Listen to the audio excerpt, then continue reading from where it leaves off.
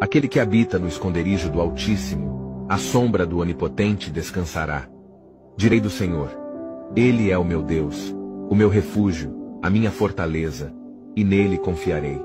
Porque ele te livrará do laço do passarinheiro e da peste perniciosa.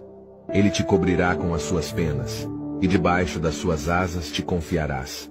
A sua verdade será o teu escudo e broquel.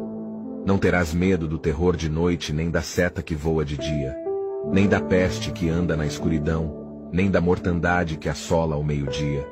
1000 cairão ao teu lado, e 10.000 à tua direita, mas não chegará a ti.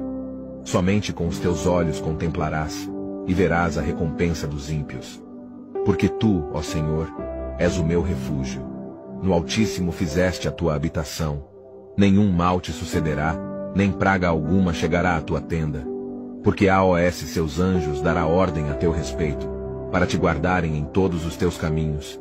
Eles te sustentarão nas suas mãos, para que não tropeces com o teu pé em pedra. Pisarás o leão e a cobra. Calcarás aos pés o filho do leão e a serpente. Porquanto tão encarecidamente me amou, também eu o livrarei. Pô-lo-ei em retiro alto, porque conheceu o meu nome. Ele me invocará, e eu lhe responderei. Estarei com ele na angústia, dela o retirarei, e o glorificarei. Fartá-lo-ei com longura de dias, e lhe mostrarei a minha salvação.